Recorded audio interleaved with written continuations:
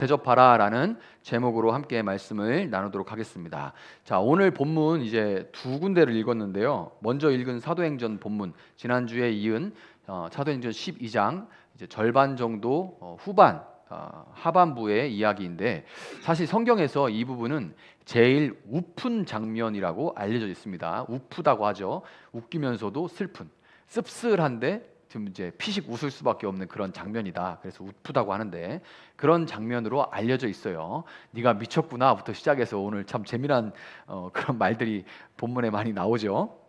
교회가 이 감옥에 갇힌 베드로가 풀려났다는 소식을, 그를 위해서 기도했음에도 불구하고 정작 그가 풀려났다, 그가 나왔다, 감옥에서 나왔다라는 말을 믿지 못하고, 더 나가서 분명히 베드로가 나왔다, 이 목소리 듣고 막 이제 베드로가 문 앞에 서 있으니까 그 로데라는 어린 여종이 막 흥분을 해가지고 베드로가 문 열어주기 앞서서 베드로가 왔다고 이렇게 얘기를 하니까 네가 미쳤구나 막 그래서 얘기를 하니까 그의 천사다, 이런 이어지는 그런 대화가 있잖아요. 되게 흥미로운 대화가 있는데, 근데 가만 보면 지금도 이런 일이 얼마든지 일어날 수가 있어요. 그러니까 초대교회의 모습은 지금 현대에 있는 교회들에서도 얼마든지 일어날 수 있는 일입니다. 우리가 기도해놓고 정말로 그 기도가 응답이 일어나면 우리는 정작 믿지 못하고 그럴 리가 없다, 이렇게 하는 일들이 얼마든지 일어날 수 있습니다. 개인적으로 또 공동체적으로 얼마든지 일어날 수 있는 일이에요. 그래서 제가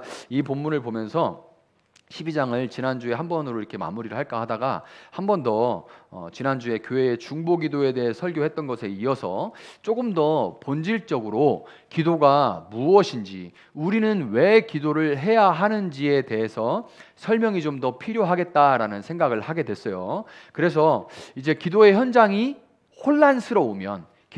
좀 혼란스러우면 가장 좋은 방법은 원본으로 돌아가는 겁니다. 그래서 기도에 대해서 가르쳐 주신 기도의 모본, 우리가 아까 내 기도하는 이 시간 그 찬양할 때도 기도의 본을 보여주셨다라는 그 가사가 있었잖아요. 그 가사처럼 기도의 모범이시고 동시에 또 우리가 기도하는 그 대상이 되시는 분을 찾아서 그분께 직접 듣는 것이 혼란할 때는 가장 좋은 방법이에요. 그래서 마태복음 7장 7절부터 12절에 이 예수님이 기도에 대해서 하신 말씀을 통해서 우리가 오늘 이 시간에 왜, 또 어떻게, 무엇을 위해서 기도해야 되는지, 우리가 왜 기도해야 되는지, 무엇을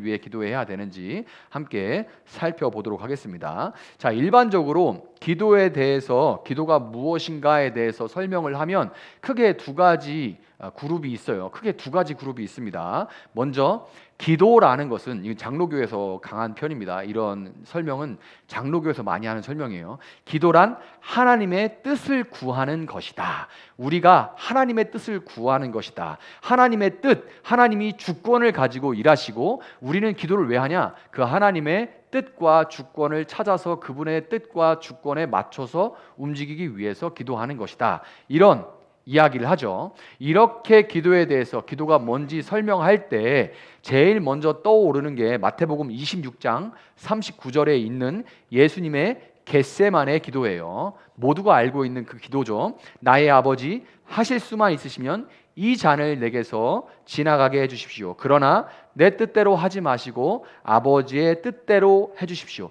그러나 내 뜻대로 하지 마시고 아버지의 원대로, 아버지의 뜻대로 해주십시오. 이렇게 기도를 하는 거죠. 왜? 하나님의 주권, 하나님이 다 주권적으로 일하시니까 뭐 내 뜻대로가 아니라 하나님 뜻대로 해주십시오. 이렇게 기도하게 되는 거죠. 우리도 기도하자 그러면 실컷 이거 달라 저거 달라 그렇게 기도를 해요. 우리의 기도에 가만히 이제 녹음해서 한번 들어보세요. 그러면 주시옵소서 이거예요. 대부분 다 주시옵소서죠. 이거 해주십시오, 저거 해주십시오. 결국에 좀 더 세게 주시옵소서 이렇게 기도를 하는데, 그렇게 기도를 한참 하다 보면 가끔 이런 생각이 들 때가 있어요. 내가 뭔가 꿔준 것을 받으러 온 빚쟁이가 된 것 같다, 그런 느낌. 하나님이 나한테 반드시 갚아줘야 되는 그런 무슨 맡긴 거 찾아오는 것처럼, 우리가 하나님께 맡긴 거 하나도 없죠. 그런데 꼭 맡긴 거 찾으러 오는 그런 느낌을 받을 때가 있어요. 주시옵소서 주시옵소서. 그러니까 그 빚쟁이가 된 것 같아서 좀 송구스럽고 죄송스럽고, 또 이럴 수도 있죠. 아니면 내가 실컷 기도를 했는데 안 들어주셨을 때 내가 실망할까 봐 기도 끝에 그러나 제 뜻대로 마시고 아버지의 뜻대로 해주세요, 이렇게 기도에 추임새처럼 붙이는 거죠. 그러면 내가 기도를 실컷 한 걸 안 들어주면 아버지의 뜻이 아닌가 봐, 그냥 그렇게 실망하기 전에 미리 자기한테 얘기를 하는 거예요. 그러니까 사실은 이건 아버지 뜻대로 해달라는 기도가 자기 들으라고 하는 얘기죠.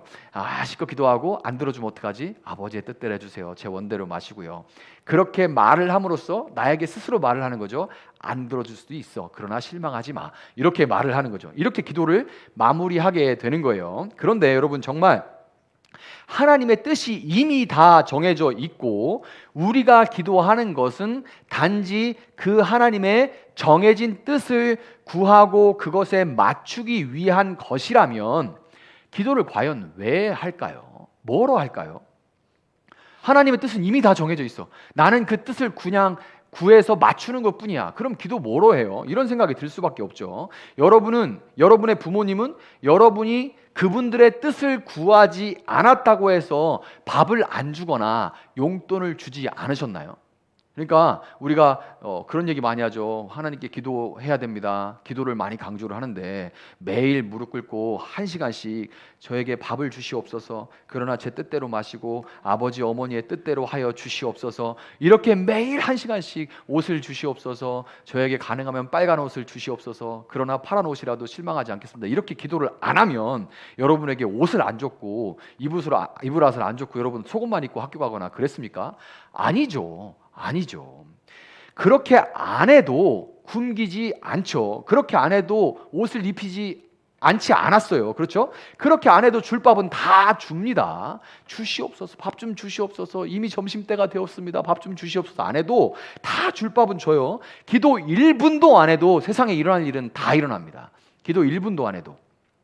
하나님은 우리의 기도와 전혀 관계없이 얼마든지 온 우주와 우리 개인의 역사를 주관하시는, 써내려가시는 역사의 주인이세요. 그러니까 기도가 하나님의 뜻을 구하는 것이라고만 한다면 우리는 기도는 해도 그만, 내가 하든지 안 해도 그만, 안 해든지 결국에는 하나님이 원하시는 대로 다 된다. 그러니까 이건 어떻게 되는 거예요? 점점 힘이 빠지게 되죠. 내가 하든 안 하든 어차피 될 일은 되고 일어날 일은 일어나고 줄 밥은 주고, 기도 무용론이 되는 거예요. 결국 그렇게 뭐 해도 그만, 한다고 해도 그냥 형식적으로 조금 그냥 30초 1분 이렇게 기도하는 정도로 점점 기도의 열기가 식을 수밖에 없어요. 또 기도에 대한 또 다른 설명은, 이거는 이제 순복음 쪽에서, 오순절 쪽에서 많이 하는 얘기입니다. 뜨끈뜨끈하죠, 그쪽은. 그래서 이제 장로교 기도하는 거 보다가 오순절 기도하면 깜짝 놀랍니다. 여러분 아프리카 가서 그 사람들 기도하는 거 보면 깜짝 놀랄 거예요. 보통 앉아서 하지 않습니다. 다 서서 막 이러고 돌아다녀요. 그런데 막 막 이제 하고 뭐 이제 북도 치고 막 이렇게 기도하는데, 오순절 쪽입니다, 그쪽은. 그런데 이쪽에서는 기도에 대해서 뭐라고 설명하냐면 하늘과 땅의 복을 받는 통로다, 하늘의 능력을 받는 통로다, 이런 식으로 설명을 합니다. 기도를 강조하는 그런 집회나 강사들의 말을 들어보면 기도에서 하나님의 보좌를 흔들어라, 그런 책의 제목도 있습니다. 기도로 하늘의 보좌를 흔들어라. 그게 진짜 도전적인 말이죠. 하나님이 앉아 계신데 막 흔들으라는 얘기, 의자를 막 흔들어서 안 내놓으면 가만히 안 있겠습니다 이거죠. 막 흔들어서 떨어지게 막 하라는 거예요. 기도로 하나님의 보좌를 흔들어라. 기도하면 다 된다, 만사 형통이다, 미래를 바꿀 수 있다, 여러분이 기도하면 미래 남편의 얼굴을 바꿀 수 있다, 이런 식으로 이제 나가는 거죠. 등등 많아요. 그런데 이거를 이제 아까 기도 무용론에 대조하면 기도 만능론이 되는 거죠. 기도하면 다 된다, 기도 만능론을 주장하는 거예요. 그럴 때 자주 사용하는 구절 중에 하나가 바로 오늘 본문에 구하라, 찾으라, 문을 두드리라, 이 본문입니다. 구하라, 찾으라, 문을 두드리라, 이 본문이에요. 그런데 여러분, 우리가 좀 솔직하게 말을 해보면요, 여기 혹시 순복음 출신이 있다 할지라도 솔직하게 이야기를 해보면 정말 기도하면 다 되나요? 정말 기도하면 다 됩니까? 기도하면 다 돼? 기도하면 다 돼? 기도해도 다 안 된다는 산 그 증인이잖아요. 기도해도 안 된다는, 다 안 된다는 산 증인. 정말 기도하면 다 된다고 정말로 믿는다면 어떻게 그렇게 기도를 안 할 수 있습니까? 왜 기도를 안 할까요? 그냥 쉽게 생각하면 그거예요. 정말 여러분이 기도했어요. 하나님, 제가 진짜 너무 급합니다. 돈 얼마를 좀 해주세요. 이렇게 기도했는데 진짜 이 드라마 도깨비처럼 금 나와라 뚝딱 돼가지고 앞에 막 금괴가 잔뜩 쌓여 있어 보세요. 그거 그 바코드 안 찍힌 거, 특수번호 없는 거, 딱 그냥 금들이 이렇게 금괴가 쌓여 있어 봐요. 그게 기도 안 하시겠습니까?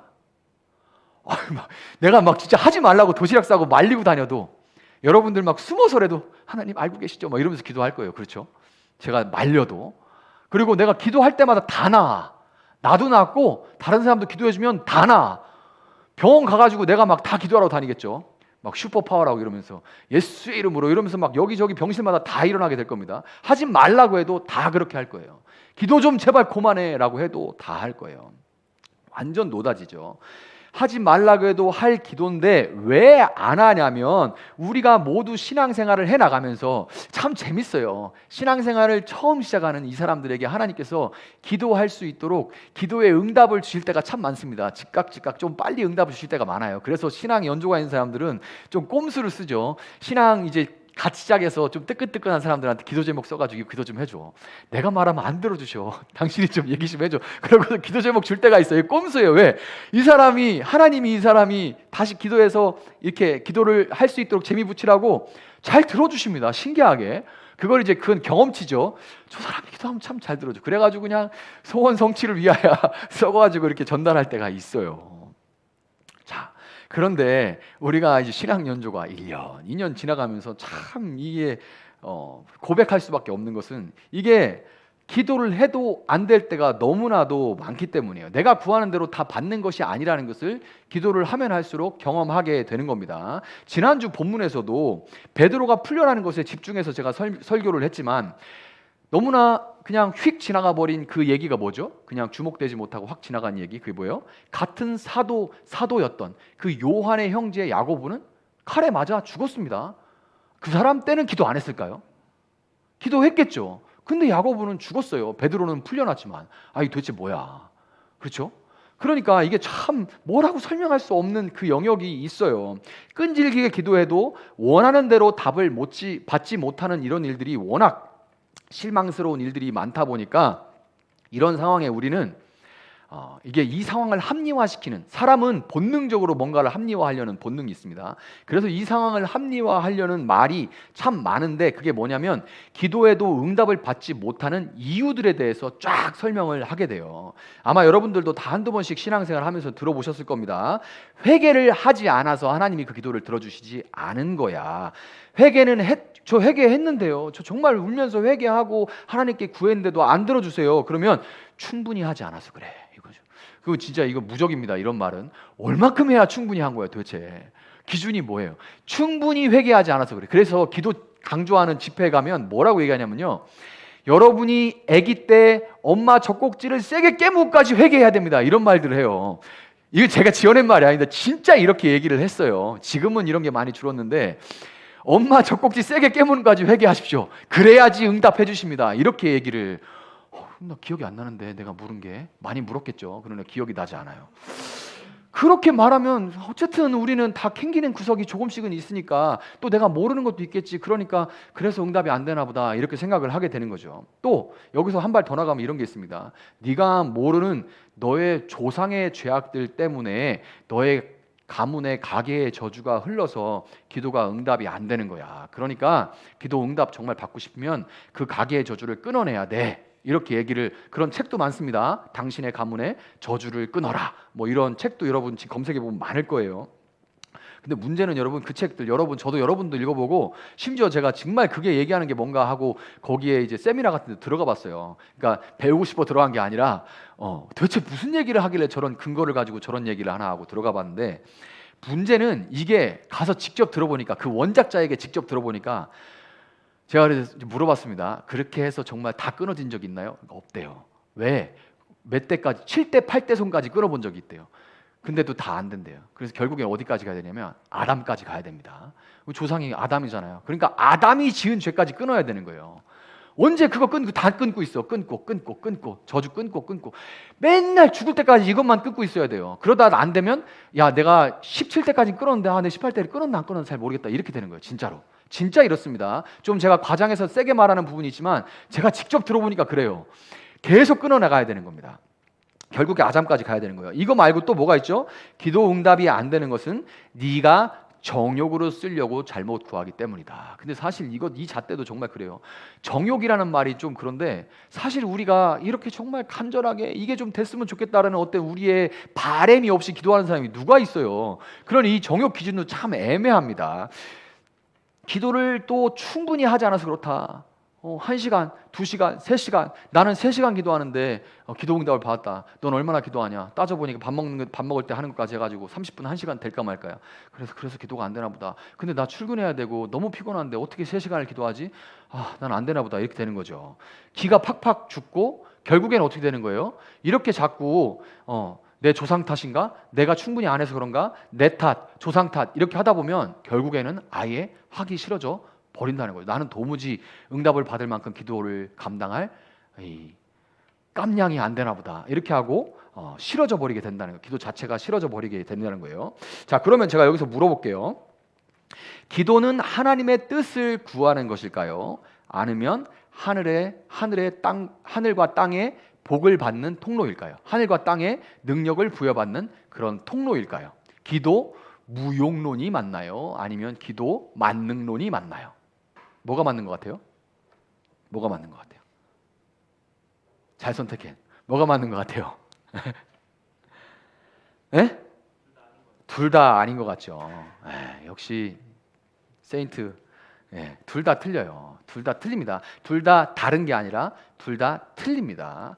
기도가 하나님의 뜻을 구하는 것이라거나 복을 받는 혹은 능력을 받는 어떤 통로라는 말. 그러니까 이 기도가 무엇인가라는 말이 틀린 건 아니에요. 분명히 기도는 이 하나님의 뜻을 구하는 것도 맞고 복을 받는 통로인 것도 맞아요. 그 자체는 문제가 없는데 문제는 어디에 있냐면 왜 기도해야 하는지에 있는 거예요. 왜 기도해야 하는지. 기도가 무엇인가에 대한 설명이 틀린 건 아닌데 그런데 왜 기도해야 되는지에 대한 설명이 잘못된 겁니다. 기도의 목적 자체가 이 기도 만능론이나 기도 무용론 전부 다 기도의 목적 자체가 어디에 초점이 맞춰져 있냐면 기도 응답에 맞춰져 있습니다. 잘 생각해 보세요. 기도 응답에 맞춰져 있어요. 지극히 나 중심적으로 기도 응답에 맞춰져 있습니다. 다른 말로 솔직히 말해서 그냥 좀 더 솔직하게 말하면 그냥 소원 성취에 맞춰져 있는 거죠. 이 소원 성취에 맞춰져 있는 기도 때문에 결국은 기도가 무엇인가, 왜 기도하는가에 대한 잘못된 이해가 기도가 무엇인가까지 변질시키고 있는 거예요. 기도가 무엇인가에까지 변질을 시켜버리고 있는 겁니다. 자, 마태복음 7장 아까 우리가 읽은 본문은 7절, 8절, 그리고 9절, 11절, 마지막으로 12절로 나눌 수 있습니다. 7절, 8절, 9절, 11절, 그리고 12절로 나눌 수가 있는데 7절, 8절에 우리가 잘 아는 그 표현이 계속 반복이 됩니다. 구하라, 찾으라, 문을 두드리라. 그래서 이걸 가지고 설교할 때 구하는 기도는 이런 기도다, 찾는 기도는 이런 기도다, 문을 두드리는 기도는 이런 기도다, 구하고 찾았으면 일어나서 문을 두드리러 다녀야 된다, 이런 식으로 설명하는 그럴듯한 기도 제목, 기도에 대한 설명도 많이 있는데 그런데 이거는 유대인의 말하는 방식을 잘 몰라서 그래요. 유대인들의 말은 강조하고 싶은 걸 반복하는 거예요. 그래서 이 말들은 다른 말들이 아니라 똑같은 겁니다. 결국에 무슨 말이 하고 싶은 거냐면 적극적으로 구하라는 표현을 계속 반복해서 구하고 찾고 두드리라고 반복을 하고 있는 거예요. 같은 표현입니다. 적극적으로 구하라는 말인 거예요. 결국에 얼마나 강조를 하는지 2절에 걸쳐서 똑같은 표현을 지금 쓰고 있는 겁니다. 그런데 대체 이렇게 강조를 하고 반복을 해서 강조를 하고 싶은 것이 뭐예요?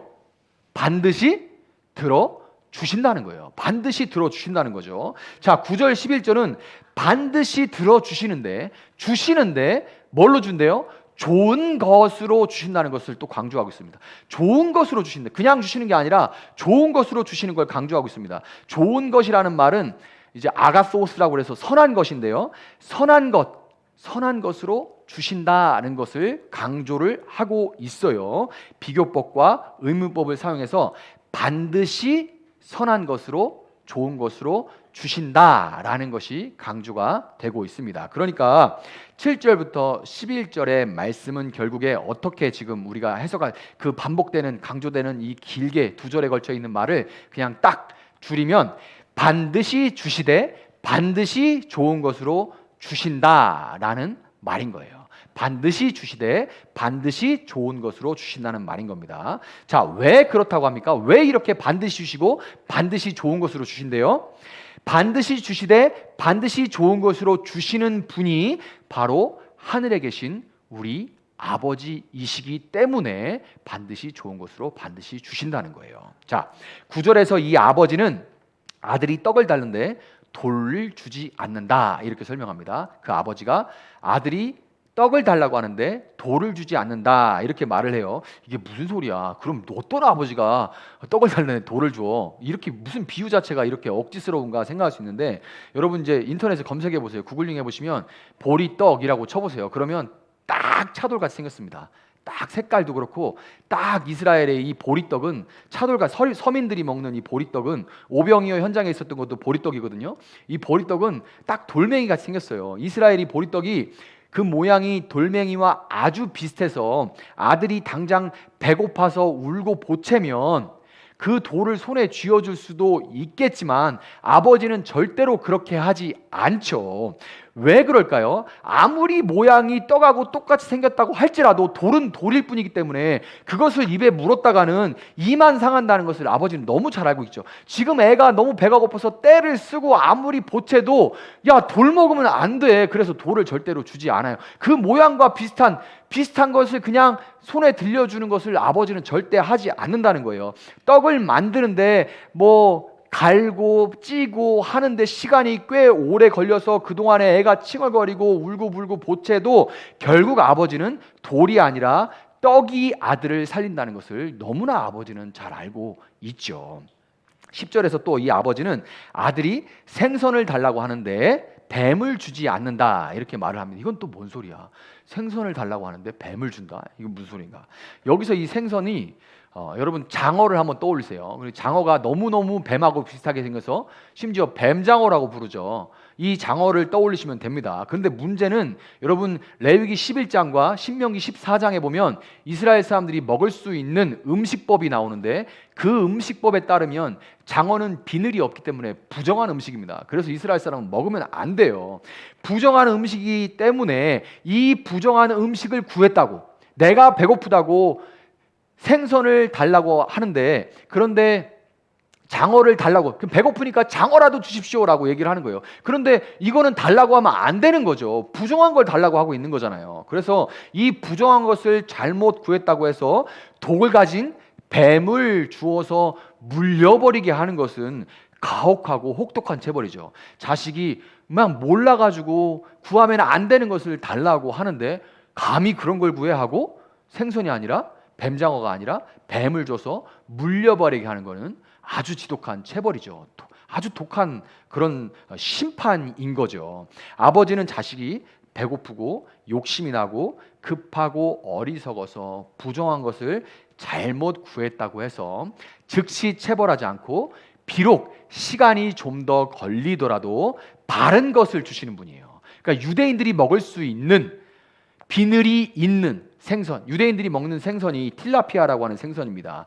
비늘이 있어요. 이 비늘이 있는 정한 생선, 한국에선 역돔이라고 부르는 이 생선을 잡아다가, 시간이 필요하겠죠, 잡아다가 자식에게 정한 것으로, 바른 것으로 먹이시는 분인 거예요. 여러분, 그런데 11절은 이 아버지에 대해서 얘기를 하면서 11절에서 9절 10절에서 아버지는 떡을 달라는데 돌을 주지 않고 생선을 달라는데 뱀을 주지 않는다, 좋은 아버지라고 설명을 하는 것 같은데 거기다가 뭐라고 하냐면 너희가 악할지라도 이렇게 얘기를 합니다. 그러니까 그런 아버지를 악한 자라고 얘기를 하고 있는 거예요. 악한 자라고 이렇게 부르고 있는 겁니다. 여기서 악하다는 말은 야 진짜 그 인간 악하다 이런 말이 아니라 우리가 흔히 생각하는 악인이다 하는 그런 의미가 아니라 그 뒤에 이어져 나오는 하늘에 계신 아버지의 선함에 비해서 절대로 온전할 수가 없다. 그 선함에 미칠 수가 없다라는 의미에서 악하다라고 얘기를 하고 있는 거예요. 그러니까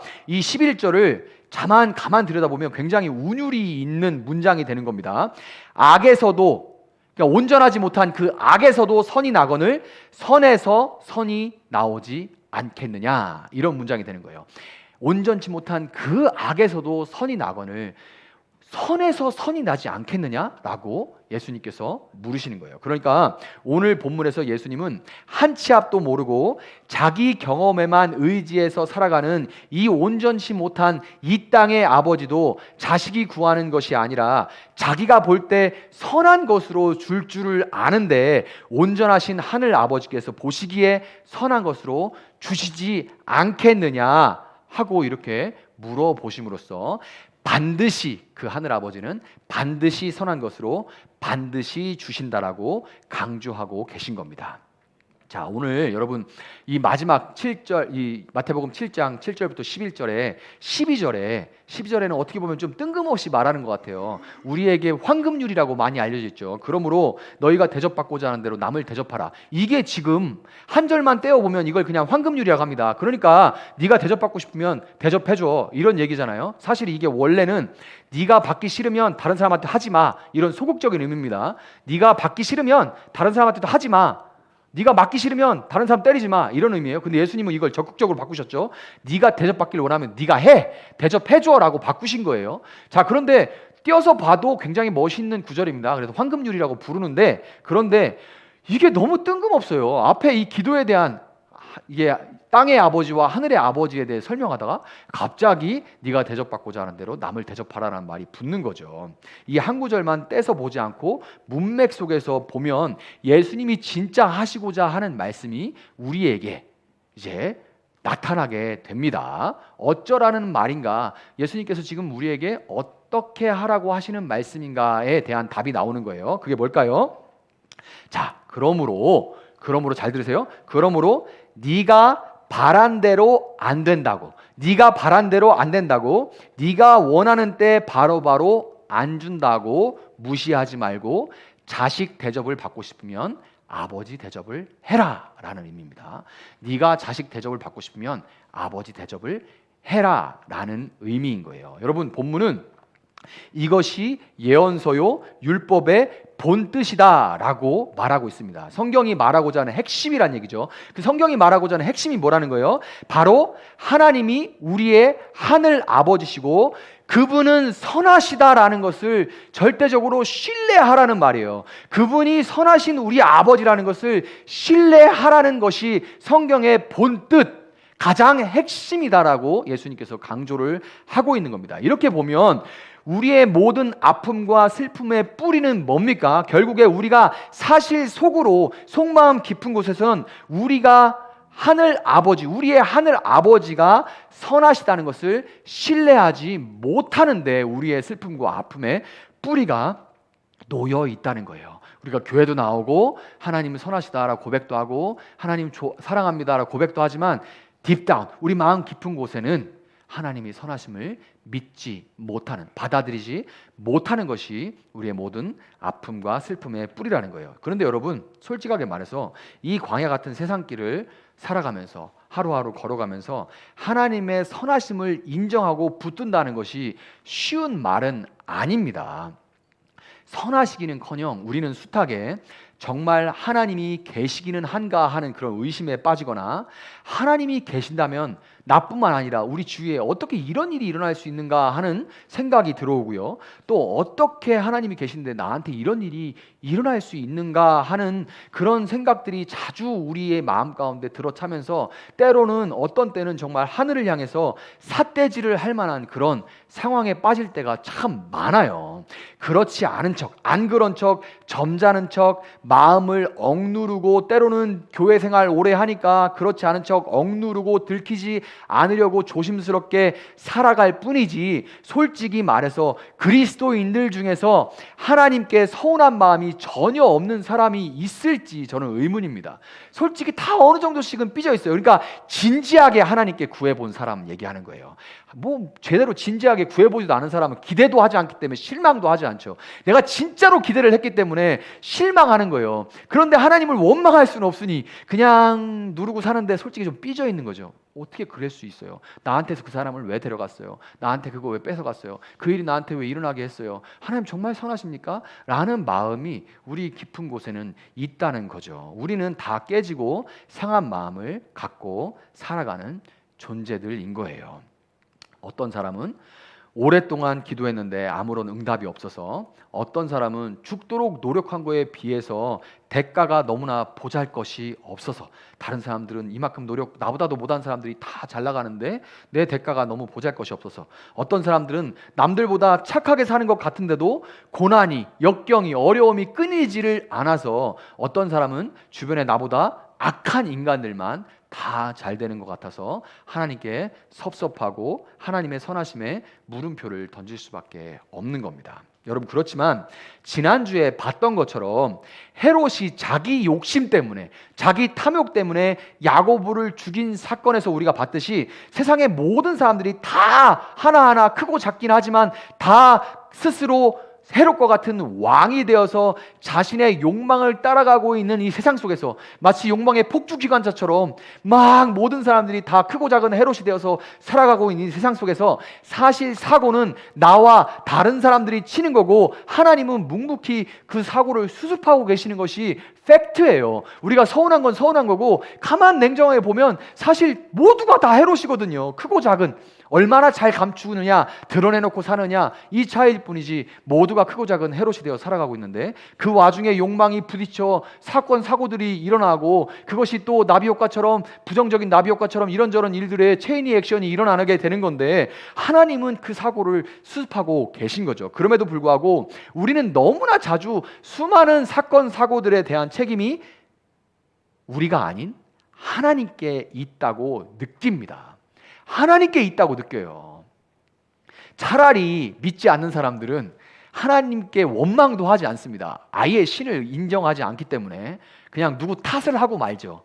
아, 이 더러운 세상, 이렇게 탓하거나, 아니면 이거 누구 때문에 이렇게 탓을 하고 마는데, 우리는 결국 그 표적이 마지막에는 결국 하나님께, 하나님 어떻게 이럴 수가 있습니까? 이렇게 가게 되는 거예요.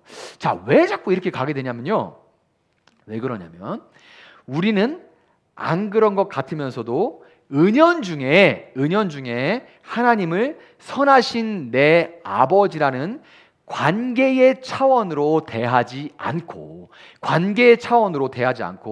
하나님을 알라딘의 램프 속에 나오는 지니처럼 우리가 필요할 때 언제든지 나타나서 우리의 요구사항을 만족시켜줘야 되는 힘센 존재로 하나님을 대하고 있기 때문에 그래요. 우리가 그렇게 은연중에 하나님을 뭔가 내가 어떻게 하면 뭘 해주는 그런 존재로 여기고 있기 때문에, 중요한 것은 그게 아니라, 관계가 아니라 내가 원하는 뭔가를 요구하면 들어줘야 되는 존재로 여기고 있기 때문에 우리가 자꾸 하나님 탓을 하게 되는 겁니다. 여러분, 하나님은 내가 진이를 부를 때 램프를 문지르듯이 어떤 특정한 기도의 방식들, 예를 들어 뭐 통성으로 크게 기도를 해야 된다, 금식으로 며칠간 금식을 하면서 기도하면 다 들어준다, 이런 식으로 언제든지 무엇이든지 우리가 어떤 특정한 기도의 방식을 하면 다 들어주셔야 되는 그런 분도 아니고요, 내 요구사항을 다 들어주심으로써 내가 이만큼 능력 있는 아버지야, 나 플렉스 보지, 이런 정도의 능력이야 라고 보여줘야 하고 증명해야 되는, 스스로를 증명해야 되는 그런 존재도 아닙니다. 하나님은, 근데 우리는 그렇게 여겨야 되는 거예요. 하나님이면 좀 보여줘 봐요 라는 마음을 깔고 있는 거예요. 이 땅의 아버지가 여러분 자유롭게 자녀를 위해 계획하고 실천하듯이, 하늘 아버지도 선하신 뜻 가운데 자유롭게 우리를 향한 선한 계획을 실행하고 계십니다. 여러분, 그래서 우리가 기도하는 것은 바로 하나님이 내 아버지심을 인정하고 끝까지 그 하나님을 선하신 하늘 아버지로 대접하기 위해서 기도하는 거예요. 기도 왜 하냐? 그럼 그분이 내 아버지라서라고 대답하면 되는 거예요. 그분이 내 아빠라서, 넌 아빠랑 꼭 뭐가 있어야 대화하니? 라고 말하는 거랑 똑같은 거예요. 그게 그냥 아빠를 아빠라고 부르고 아빠랑 얘기하는 게 아빠를 아빠로 대접하는 거예요. 여러분이 뭘 꼭 만들지 않아도 아빠는 아빠인 것처럼, 그냥 아빠를 부르는 게 아빠가 되는 거죠. 그거 하라는 거예요. 그거 하라는 거예요. 어려운 게 아닙니다. 그거 하라는 거예요. 우리가 기도 왜 하냐? 내 하늘 아버지심을 인정하고 끝까지 그 하늘 아버지를 선하신 분으로 대접하기 위해서 우리가 기도한다는 것을 여러분 믿으시기 바랍니다. 전도서 7장 14절은 하나님을 선하신 아버지로 대접하는 기도가 어떤 것인지 우리한테 설명을 해줍니다. 전도서 7장 14절 제가 한번 읽어드릴게요. 좋은 때에는 기뻐하고 어려운 때에는 생각하여라. 하나님은 좋은 때도 있게 하시고 나쁜 때도 있게 하신다. 그러기에 사람은 제 앞일을 알지 못한다. 이게 전도서 7장 14절이에요. 여러분, 하나님을 선하신 아버지로 대접하는 그런 기도는 좋은 때, 기도가 응답된 그런 날에 정확하게 그 기도의 응답이 누구로부터 왔는지를 알고 감사하게 됩니다. 그래서 정말로 관계 중심으로 하나님을 아버지로 대하고 기도하는 사람은 기도의 응답이 왔을 때 아버지께 바로 감사해요. 아, 내가 좀 잘했지. 이렇게 안 됩니다. 역시 뭐 감사합니다 하면서 속으로는 내가 노력했지 이런 위선이 아니라 진짜 감사하게 돼요. 왜냐하면 그게 누구로부터 왔는지 분명히 알기 때문에. 그렇죠. 관계 중심인 사람이기 때문에 그래요. 그 선하신 아버지를 기뻐하면서 감사하게 되고요. 또 아모스 3장 7절에 이런 말이 있어요. 참으로 주 하나님은 당신의 비밀을 그종 예언자들에게 미리 알리지 않고서는 어떤 일도 하지 않으신다, 이렇게 말을 해요. 그래서 우리가 기도를 했다면 우리에게 그렇게 기도를 하게 해주신 분도, 그 기도를 드릴 수 있도록 계속해서 이렇게 기도할 수 있게 해주신 분도 하나님이라는 것, 그 마음을 주신 것도, 기도할 수 있는 힘을 주신 것도 하나님이라는 걸 알고 그 기도를 통해 일하신 하나님을 감사하고 기뻐할 수 있게 되는 거죠. 그리고 또 하나님을 선하신 아버지로 대접하는 기도는 어려운 때, 좋은 때도 있고 어려운 때도 있다 하죠. 어려운 때, 기도의 응답이 없을 때 살아온 길들을 돌아보면서 하나님께서 관계에 있어서 참으로 신실하셨다는 것을 발견하고, 뭐가 힘들고 어려울 때, 그럴 때도 그렇다고 해서 그게 아버지가 아닌 게 아니잖아요. 아빠는 아빠잖아요. 그렇죠? 집이 어렵다고, 일이 좀 안 풀린다고 아빠가 아닌 겁니까? 그게 아닌 거죠. 그래서 그동안 아빠가 오늘 지금 좀 힘들어도 그동안 아빠가 참 신실하게 나 먹여주고 재워주고 일하고 용돈 주시고 했구나. 그렇게 해왔으니 지금도 그렇게 하고 계시겠지. 그리고 앞으로도 그렇게 하시겠지라고 관계 중심으로 돌아보며 오히려 그 기간 동안에 더 돈독해질 수 있게 되는 거예요. 그래서 그렇게 일하시는, 선하게 일하신, 신실하게 일하신 아버지를 발견하고 앞으로도 내 뜻보다 더 선한 길을 여실 것을 소망하며 인내할 수 있게 되는 겁니다. 이와 같이 하나님을 선하신 아버지로 대접하는 기도는 결국 우리가 좋은 때든지 나쁜 때든지 오직 하나님만 구하고 의지하게 하면서 오직 하나님만 우리의 유일한 소망이심을 고백하게 만드는 하나님의 선하심을 맛보아 알게 하는 그런 기도라는 것을 여러분 믿으시기를 바랍니다. 여러분, 하나님을 선한 아버지로 대접하기 위해 기도할 때 비로소 우리는 기도가 하나님의 뜻을 구하는 것이라거나, 기도에 대해 설명할 때, 아니면 기도는 하늘과 땅의 복을 받고 능력을 부여받는 통로라는 그 설명들이 다 하나님을 아버지로 대접하는 그 기도를 왜 해야 되는지의 그 의미를 회복할 때 이 기도에 대한 설명이 온전해질 수가 있는 거예요. 여러분, 좋을 때든지 나쁠 때든지 기도로 하나님을 선하신 아버지로 대접하면서 함께 동행할 때 우리는 너무나도 깊어서 또 넓어서 다 헤아릴 수 없는 그 하나님 아버지의 마음을 조금씩 알아가게 되고요.